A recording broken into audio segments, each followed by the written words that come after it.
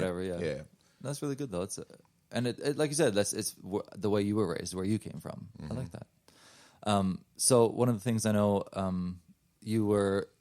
so you're fighting now, and you ended up somehow tell the story about how you got onto the Ultimate Fighter show, and then your kind of testimony throughout there. Well, I wanted to get this manager, and I needed to win this fight in order to get him. And he had at the time, like Tim Sylvia was he just stopped fighting. He was a champion. Matt Hughes, he was his manager.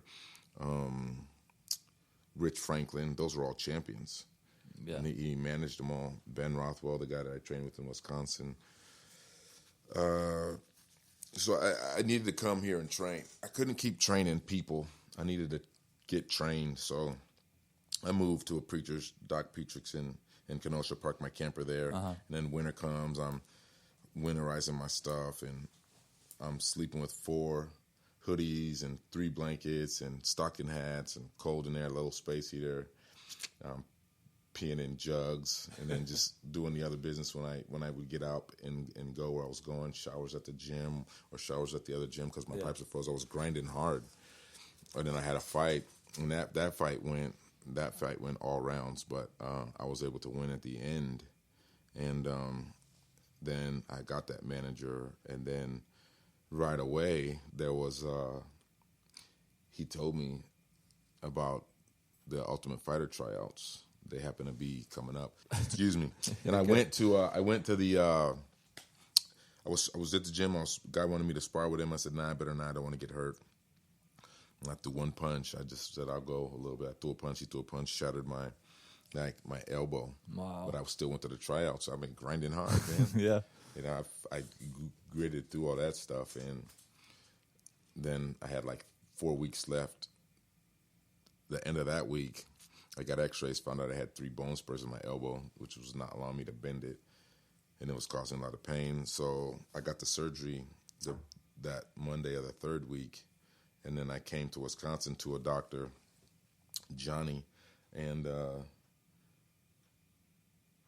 the doctor was going to clear me. Said if I can squeeze this and do all these tests, by the time I get back, he'll clear me. Mm-hmm. And he thought there was no possible way that I could do it. But I went to the doctor. I did everything I was supposed to do, and so I had surgery. 3 weeks later, I went to get cleared, and he said, I can't clear you. And I said, man, I did everything you said, and you need to clear me. So then I get to the Ultimate Fighter, and they're like, that doctor's like, your incisions aren't even healed all the way. Your arms are all swollen. What are you doing? And I was like, my doctor already cleared me, so you need to clear me. That's on him. And I told the other doctor the same thing. And I fought, man, and I got the mess beat out of me, man. And then I won with an arm bar because I didn't have any timing or anything. I didn't train for a whole month. I didn't have my coaches. I didn't have any of that. But I learned I could take a punch. And I had the lady ref in the UFC at the time she's the only lady ref in the UFC history, but I think. Anyway, she was awful. I counted like 63 times I got punched in the back of the head, which is not legal. And anyway, so I won that fight. I got on, and then I'm a preacher, so I said I was going to preach. Corey Anderson, he won the show. He was actually my altar worker because he was a saved man, and there was some other people that were saved. Diego from he won, or no, he made it to the finals, but he lost. Anyways, so I preached every Sunday. I would get donuts and coffee, and I needed a suit. And they gave me a tie and a shirt and slacks, whatever you wanted on the Ultimate Fighter. They would get you. We exceeded the food budget from the last season in the first week from the previous season. They said they never smelled such good food coming. We had the black guys, the Brazilian guys, the white guys, the Mexican guys. We were cooking all of our stuff, man. That's awesome. And so I remember reading after that first service. Diego came to me, and he said, man, so I'm reading with you, and this verse wasn't in my Bible, this verse wasn't in my Bible, this verse wasn't in my Bible. And I'm like, well, let me see your Bible. I said, you got the wrong Bible. So I ordered a King James Bible, and they said, what do you need a King James Bible for? I told them, they got me one. So throughout that process, I ended up ordering 5 more King James Bibles to people that either didn't have them or just wanted Bibles. And we saw a lot of people saved. A guy took me to the doctor to get my eye looked at, and led him to the Lord. He said he wanted to share that with his wife. And we couldn't bring anything. So I wrote a track out on a full piece of paper. Sure, yeah. And then I copied a bunch of them. And like there were 7 staff members that got saved. And That's I great, think man. like 6 people that were on the show that got saved. Yeah, I remember hearing about some of that while you were there. I know Brother Calvin, good friend of yours and mine, shared a little bit of that. So what is it about like martial arts or maybe fighting in general that appeals, well, to you, but then like to men in general? I know that like sometimes it's just, and why is it a benefit? There was, I don't know, I just like combat sports and then willful combat. It's insane, man. Yeah. Like, I jumped out of airplanes. Do you think it's some of it's adrenaline? I don't know if I could really say that because there's been many times that I've talked to UFC fighters, all type of fighters, that say, like, what am I doing here? Like, right at fight time? Like, this is stupid. Like, I don't know about the adrenaline, but I do know, like, having a craft that only you possess and it's just you in there with another person. Sure. It's like the human chest, but it's not. Jiu-jitsu is a human chest, kickboxing is human chest, but it's all wrapped into one, and it's just a unique sport. And then to be able to get ranked in the world at that sport is just, I don't know. I skateboarded, and I was nice at the skateboard. I got little sponsors from people in my town. I got some little videos on the YouTube, and I played football. I played soccer for 11 years. Whatever I did, I was just solid at, and fighting, I was good at.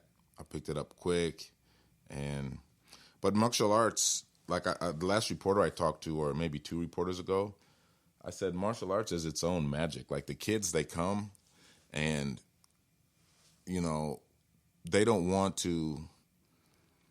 You could take a kid's cell phone away. You can ground a kid. A lot of the kids seem to not care about that as much as not being able to come to boxing. Sure. Or not being able to come to this, and that's magical in itself. It's a tool that parents can use to help their kids or to keep them in the right direction. But it's also something that, we had a guy come, Brian. He said he was on his way to be sent away. That's what he thought, because his parents were fed up, and they pulled up to my gym, and they let him. They got him out, and he started boxing. He was overweight. He had poor self-esteem. He starts crying, talking about, hey, Todd, I just want to thank you for this and that. And I was overweight, and my weight's down, and my self-esteem's up, and people see me now when I walk in the hallways, and so that's awesome. I don't know. It seems like too, when you talked about like not just training like in your gym, but your fighting had to do with maybe like being able to prove yourself, or like you talked about the chess match, kind of like I can do this, like proving something to yourself, maybe. Not to myself, really. I just wanted to win. Yeah. I just hate losing. And so personally, just like whatever you do. Nah, no doubt about it. That makes sense. Do whatever the hand finds to do with all they might, and I'll just it. And then, I always had opportunities to sow in, like on the mic. As soon as I'm done with the fight, I would always have people with me. If you don't know for sure heaven's your home, you can see us. We got these shirts on or whatever, and we'd see people saved, man. It was good. So you travel now. You travel and preach. We just got done talking about you're in Florida and Tennessee and Missouri, and of course now you're here in Wisconsin with me. But as you travel, like looking at men in general, saved or unsaved, like what's your perspective on the state of manhood or Christian manhood, and maybe something we can do? Well, manhood or Christian manhood? Or We'll say Christian manhood first. You have this. You have the Christian men that let the wives have a little too much say, and then you have the Christian men who run their family. And now the Christian man that runs their family allows his wife to have a good, solid say. But if it boils down to, I'm talking about maybe running the home and kids. When it boils down to what's right and what's wrong, and what's the American way, what's gonna help my son to be productive, they'll make the choice, and explain to their wife how come they're making that choice. Show them through Scripture why they're making that choice, and then still be willing to compromise if if the wife is still not getting it.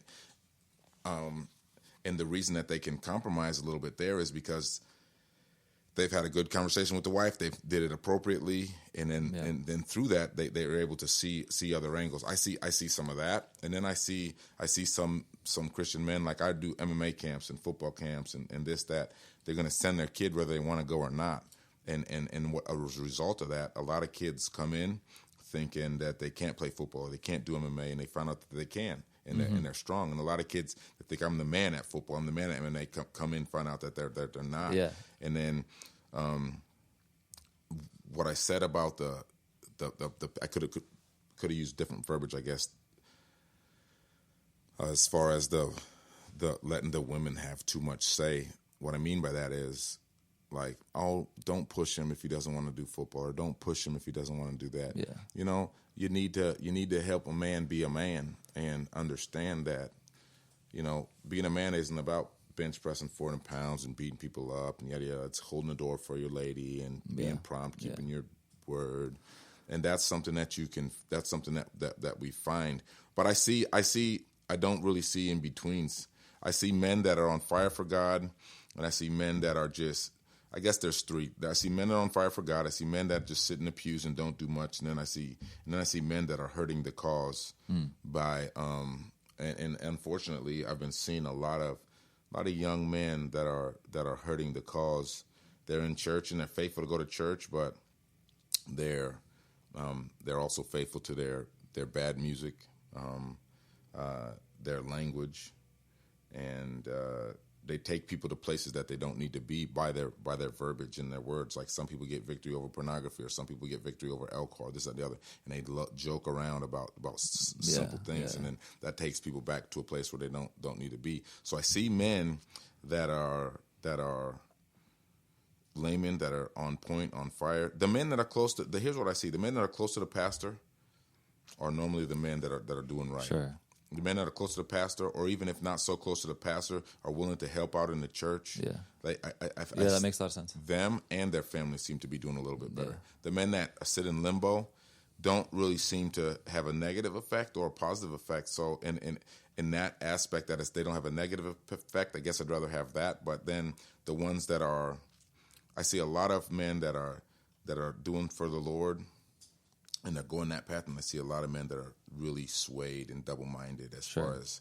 It sounds like even like you talked about those men in the middle, and then the men who, you know, their wife has to take care of their family. It sounds like a lot of that is just from men being passive and maybe not even taking that place. I've heard it said that, being passive. You know, if men drop the ball, your wife has to pick it up for you. No doubt. And there's always enough. There's a place on the East Coast where you could go. They probably still have it open, even though the coronavirus is going on. You could go to demasculinize your husband. You could send him to this place on the East Coast. Wow. It's like a camp. Wow. You know, it's insane. So two more. What gives you balance as a man? What gives me balance as a man? The Bible, God, the things that I've been through.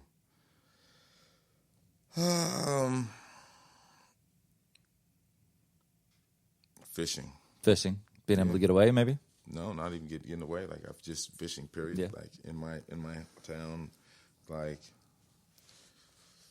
you know, I don't have one thing, man. There's a ton. That's good. I don't really have a balance because I don't really. So my kids are real important to me.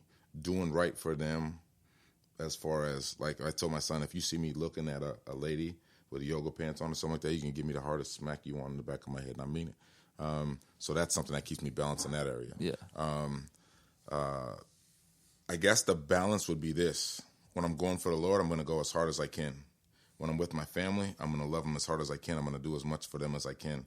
I do as much as I can for both. Yeah. And then whatever I can squeeze in there in between, I just try to make sure that it's something that's not going to bring reproach or not please the Lord. Sure. If that answers the question. No, that's good. That's my best answer. That's good.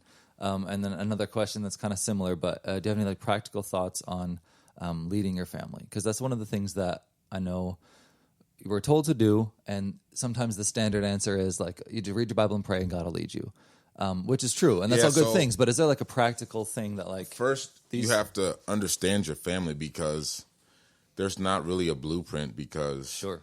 my son is different than my daughter, than my son, than my other son, than my wife.